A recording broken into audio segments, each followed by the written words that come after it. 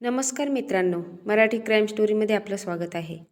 ही सत्य घटना आहे उत्तर प्रदेश राज्यातील वाराणसी जिल्ह्यातलं चौबेपूर पोलीस स्टेशन अंतर्गत सोनबरसा नावाचं गाव आहे. या गावात प्रदीप आपल्या आईवडिलांसोबत राहत होता. प्रदीपकडे कसलीही कमी नव्हती, त्यामुळे त्याला जास्त कामधंदा नव्हता. प्रदीप नेहमी आपल्या मित्रामध्ये वाईट संगतीला लागला होता, वाईट काम करू लागला होता. त्याचं नेहमीच कोणाशी ना कोणाशी वाद होत असायचे. त्यामुळे प्रदीप मिश्रावरती अनेक केस दाखल होत्या. 2006मध्ये प्रदीप मिश्राचं वय 27 वर्षाचं होतं आणि याच दरम्यान प्रदीप मिश्राने असं काहीतरी कार्यक्रम केला होता. त्यामुळे कलम 307 नुसार त्याला 10 वर्षाची जेल झाली होती. गाजीपूर पोलीस स्टेशनमध्ये त्याने 10 वर्ष काढले होते आणि आता 2016 सुरू झाले होते. प्रदीप 27 वर्षाचा असताना जेलमध्ये गेला होता. तो आता 37 वर्ष झाल्यानंतर बाहेर निघाला होता. काही दिवस निघून गेले. प्रदीप मिश्राचं वय 38 वर्ष झालं. प्रदीपचं लग्न झालेलं नव्हतं. त्याच्या अगोदरच तो जेलमध्ये जाऊन आला होता. 10 वर्षाची सजा भोगून आला होता. आता 38 वर्ष वय झालं होतं. या प्रदीप मिश्राने आता ठरवलं होतं की आपण इथून पुढे खूप काही चुका केल्या. आता यानंतर आपण कधीही चुका करायचे नाही. त्यामुळे प्रदीप मिश्रा चांगला विचार करतो. तो ठरवतो की मुलांच्या संगतीमध्ये जायचं नाही, मित्रामध्ये जायचं नाही. असा विचार करून प्रदीप स्वतःसाठी एक ॲटो रिक्षा विकत घेतो आणि ॲटो चालवू लागतो. सर्व काही ठीकठाक असते. प्रदीप आता खूप चांगला माणूस बनलेला असतो. दिवसाला 1000 ते 1500 रुपये रोज तो कमवत असायचा. असेच दिवस जात होते. आता प्रदीप मिश्राचे नातेवाईक विचार करत होती की या मुलाने बरेच काही कांड केले होते, मात्र जेलमधून आल्यानंतर चांगल्या प्रकारे सुधारला, स्वतःच्या पायावर उभा आहे, स्वतः काम करतो. मात्र एकच खेद आहे की याचे योग्य वयामध्ये लग्न झालं नाही. लग्नाचं वय असताना हा जेलमध्ये गेला आणि आता सुटून आला. 38 वर्ष याचं वय आहे. याच्यासाठी एखादी मुलगी बघितली पाहिजे, जेणेकरून हा आपला प्रपंच व्यवस्थित चालवू शकेल. प्रदीप मिश्राचे नातेवाईक त्याच्यासाठी एक मुलगी बघतात आणि त्यांना प्रदीपसाठी एक मुलगी भेटते. 2017मध्ये चंदुली गाव बलवा या ठिकाणची लक्ष्मी त्रिपाठी, तिचं लग्न अगोदरच झालेलं होतं. तिचं वय जरी आता 18 वर्ष होतं, मात्र तिचं लग्न अगोदरच झालं होतं आणि तिच्या पतीचा दुर्दैवी मृत्यू झाला होता. लक्ष्मी ही विधवा झाली होती. त्याच कारणामुळे लक्ष्मीचं लग्न हे प्रदीप मिश्राबरोबर 2017मध्ये करून देण्यात आलं. लक्ष्मीचं वय 18 होतं आणि प्रदीपचं वय 38 होतं. मात्र एकमेकांनी एक दुसऱ्याला पसंत केलं. दोघांचं लग्न झालं आणि आता अगदी दोघेही खुशीने राहू लागले. प्रदीप मिश्रा ज्याने खूप सारे कांड केले होते, मात्र लग्न झाल्यावर अगदी सर्वसामान्य माणसासारखा जगत होता. तो रोज सकाळी उठून आपला ऑटो काढायचा, दिवसभर काम करायचा आणि संध्याकाळी आपल्या घरी यायचा. असे दिवस जात होते. लक्ष्मीवरती त्याचं खूप प्रेम होतं आणि बघता बघता प्रदीपला 2 मुले झाली, एक मुलगी आणि एक मुलगा. प्रदीपचं सर्व काही व्यवस्थित सुरू होतं. आता लग्नाला काही वर्ष झाले. प्रदीप मिश्रा आपली ॲटो घेऊन बाहेर जायचा, मात्र लक्ष्मी ही घरी एकटीच असायची आणि तिच्या हातामध्ये अँड्रॉईड फोन मोबाईल होता. त्या मोबाईलवरती कधी इंस्टाग्राम तर कधी फेसबुक ती स्क्रॉल करायची आणि बघता बघता इंस्टाग्रामवर तिला तिचा जुना यार भेटला. तो की अगोदरचा प्रियकर होता. त्याचं नाव होतं गुड्डू. गुड्डू आणि लक्ष्मी हे दोघे पुन्हा एकमेकांना भेटत होते. दोघांमध्ये चॅटिंग वगैरे सुरू झाली होती. गुड्डू तिला म्हणत होता, तुझी मला खूप आठवण येते आणि मी तुझ्याशिवाय राहू शकत नाही. लक्ष्मीने काहीही विचार केला नाही की आपलं अगोदरच लग्न झालं आहे आणि आता आपण प्रदीपसोबत दुसरं लग्न केलं आहे. आपल्याला 2 मुलं आहेत. तिने सर्व विचार केलेला नाही आणि ती गुड्डूच्या संपर्कात आली. आता तिचा पती प्रदीप हा ऑटो घेऊन बाहेर गेलेला असायचा आणि लक्ष्मी ही तिच्या जुन्या प्रेमीला घरी बोलावून घ्यायची. गुड्डू हा घरी यायचा, कधी मुलांना बाहेर खेळण्यासाठी पाठवून द्यायचा आणि त्या ठिकाणी लक्ष्मीसोबत नको ते कृत्य सुरू व्हायचं. तर कधीकधी तो लक्ष्मीला आपल्या कारमध्ये बसवायचा आणि वाटेल तेथे घेऊन जायचा आणि लक्ष्मी ही आपल्या पतीच्या डोळ्यामध्ये धूळफेक करत होती. प्रदीप मिश्राला याची कानोकान खबर नव्हती, मात्र शेजारचे लोक यांना डोळ्यावर पट्टी बांधलेली नसते. शेजारचे लोक नेहमी बघायचे की प्रदीप मिश्रा बिचारा सकाळी ऑटो घेऊन जातो, संध्याकाळी घरी येतो, मात्र तो जसा घरातून बाहेर पडतो तशी त्याची पत्नी लक्ष्मी दुसऱ्याच कोणाच्या तरी कारमध्ये बसून जाते आणि तो घरी येण्याच्या अगोदरच ती घरामध्ये हजर असते. प्रदीपला याबाबत काहीच माहीत नाही. याची शेजारच्या कोणाकडून तरी प्रदीपला या गोष्टीची भनक लागते. मात्र प्रदीप हा खूप वाईट कामे करून चांगला माणूस बनला होता. त्यामुळे तो सहजासहजी आपल्या शेजाऱ्यावर विश्वास ठेवत नाही. त्यामुळे शेजाऱ्यावर विश्वास न ठेवता आपल्या पत्नीवरती विश्वास ठेवतो. मात्र त्याच्या कानावर अशी गोष्ट पडलेली असते. त्यामुळे त्याला देखील थोडा डाऊट येत होता. आणि एक दिवस आपली पत्नी लक्ष्मीचा मोबाईल घेतो आणि तो मोबाईल बघू लागतो. त्या मोबाईलमध्ये इंस्टाग्रामवर चॅटिंग बघतो तर त्याला दिसते की ही आपली पत्नी लक्ष्मी ही गुड्डू नावाच्या मुलासोबत अगदी आपल्या पतीप्रमाणे बोलत असते. अगदी प्रेमाने बोलत असते. कुठे जायचे, कुठे भेटायचे, कसे काय करायचे, ही सर्व चॅटिंग लक्ष्मीची आणि गुड्डूची होती. जेव्हा प्रदीप हे बघतो तेव्हा देखील प्रदीप जास्त मोठी ॲक्शन घेत नाही. तर तो पत्नीला समजावून सांगतो की तू हे असं करू नको. आपलं लग्न झालेलं आहे, 2 मुले आहेत. मागचं जे काही झालं असेल ते तू सोडून दे. मी देखील धुतल्या तांदळाचा नाही. मी देखील खूप काही कार्यक्रम केलेले होते. मात्र आता मी सरळ रस्त्याने लागलेलो आहे. तू देखील सरळ मार्गाने राहा. माझी पत्नी बनून राहा आणि या मुलाचा नाद सोडून दे. लक्ष्मी देखील आपल्या पतीला म्हणते की नाही, तसं काही नाही. माझा मित्र आहे. बस तुम्हाला आवडत नसेल तर मी त्याच्यासोबत चॅटिंग वगैरे करणार नाही. अशा प्रकारे प्रदीप मिश्राला आपल्या पत्नीवर विश्वास बसतो आणि प्रदीप तिला पुन्हा संधी देतो. मात्र जित्याची खोड मेल्याशिवाय जात नाही असं म्हणतात.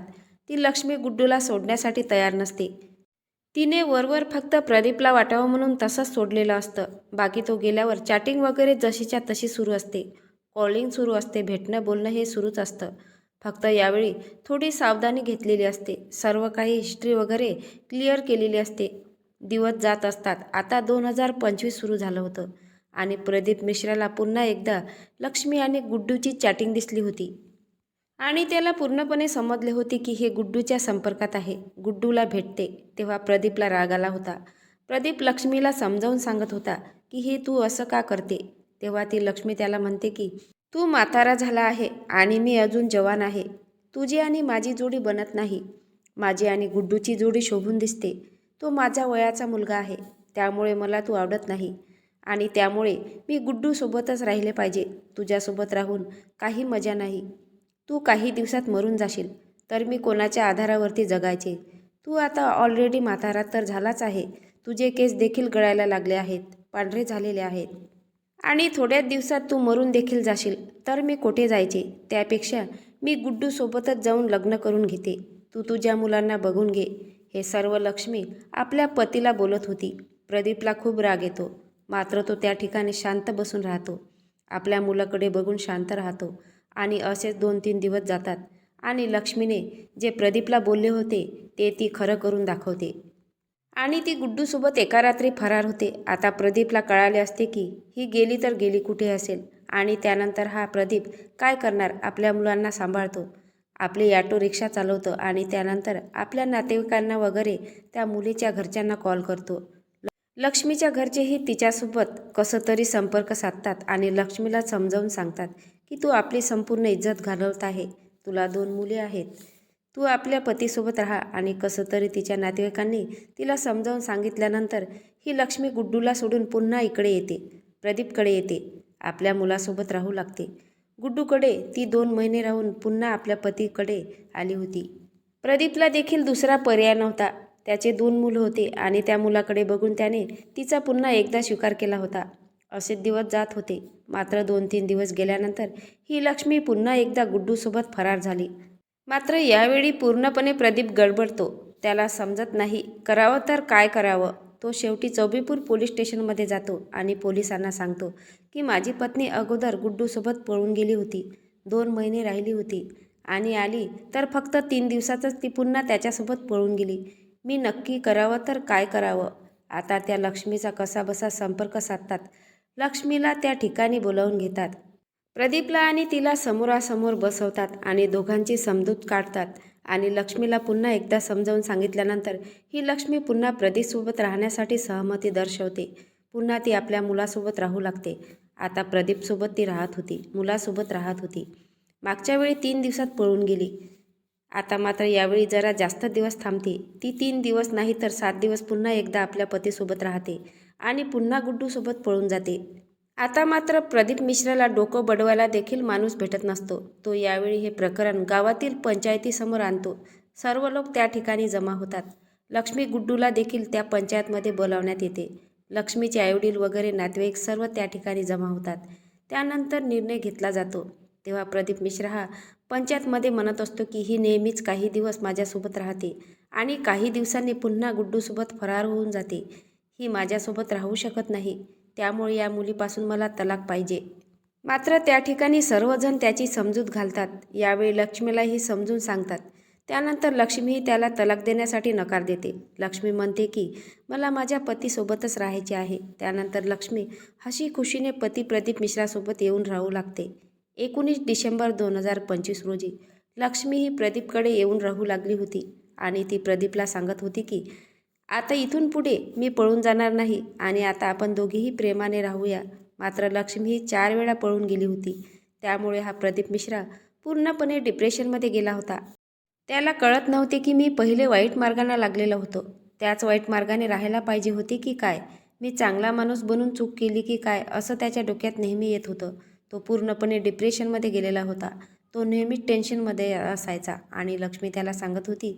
मात्र त्या लक्ष्मीच्या बोलण्यावरती देखील आता प्रदीपला विश्वास राहिला नव्हता. आता प्रदीप विचार करतो की ही लक्ष्मी नेहमीच अशी पळून जाते. याचं कारण काय असावं? कदाचित मी हिला कुठे फिरायला घेऊन जात नाही. मी हिला माझ्या बहिणीच्या घरी फिरायला घेऊन जातो, असा हा प्रदीप विचार करतो. आपल्या पत्नीला ऑटोमध्ये बसवतो, मुलांना बसवतो आणि त्यानंतर जौनपूर पोलीस स्टेशन अंतर्गत चंदकर आहुरोली गावामध्ये प्रदीप व त्याची पत्नी लक्ष्मी, त्याचे मुलं हे प्रदीपच्या बहिणीच्या घरी जातात. बहीण ही लक्ष्मीला समजावून सांगत असते की तू हे जे करत आहे ते अगदी चुकीचं आहे. इथून पुढे तू असं करू नको. पतीसोबत प्रामाणिक राहा. तुला सोन्यासारखी चांगली मुलं आहेत. लक्ष्मी आपल्या नंदेला होकार देते. लक्ष्मी म्हणते की हो, मी चूक करत होती. आता मात्र मी माझ्या पतीसोबत प्रामाणिक राहणार आहे. असेच प्रदीपचं बहीण त्यांच्यासाठी जेवण वगैरे बनवते. सर्व जेवण करतात. रात्रीचे 10 वाजलेले असतात आणि ही लक्ष्मी म्हणते की मी बाहेर जाऊन चहा पिऊन येते आणि लक्ष्मी चहा पिण्याच्या निमित्ताने जाते आणि त्या ठिकाणावरून पुन्हा एकदा फरार होऊन जाते. आपल्या 2 मुलांना आणि पतीला हे बहिणीच्या घरी सोडून त्या ठिकाणावरून ती गायब होते. प्रदीपला देखील वाटते की आपली पत्नी पुन्हा फरार झाली. तर हा प्रदीप आपल्या दोन्ही मुलांना आपल्या बहिणीकडे ठेवतो आणि ऑटो रिक्षा घेऊन आपल्या गावी आपल्या घरी निघून जातो. या गोष्टीला 2-3 दिवस जातात. 31 डिसेंबर 2025चा दिवस असतो. सोलापूर पोलीस स्टेशन अंतर्गत केथोड एक जागा असते आणि या केथोडमध्ये एका सुनसान ठिकाणी एक व्यक्ती फिरत असतो. तर त्याला एका महिलेची डेड बॉडी दिसते. तिचा चेहरा पूर्णपणे डिस्ट्रॉय झालेला होता. चेहरा ओळखणे हे शक्यच नव्हते. आता पोलिसांना कॉल करण्यात येते. तेथे ठाणा प्रभारी गौरव सिंग आपल्या टीमसोबत येतात आणि त्यानंतर मृतदेहाची ओळख पटवण्याचं काम सुरू होतं. आता मृतदेहाचा चेहरा होता हा पूर्णपणे डिस्ट्रॉय झालेला होता. तो ओळखण्यासारखा तर नव्हताच. मात्र त्या महिलेच्या एका हातावर LP असं लिहिलेलं होतं आणि दुसऱ्या हातावरती LGP असं लिहिलेलं होतं. आता या कॅपिटल लेटरचा अर्थ नक्की काय? तर LPGचा अर्थ लक्ष्मी प्रदीप असतो आणि LPGचा अर्थ लक्ष्मी प्रदीप आणि गुड्डू असतो. म्हणजे ही मृत महिला लक्ष्मी होती अशी ओळख पटते.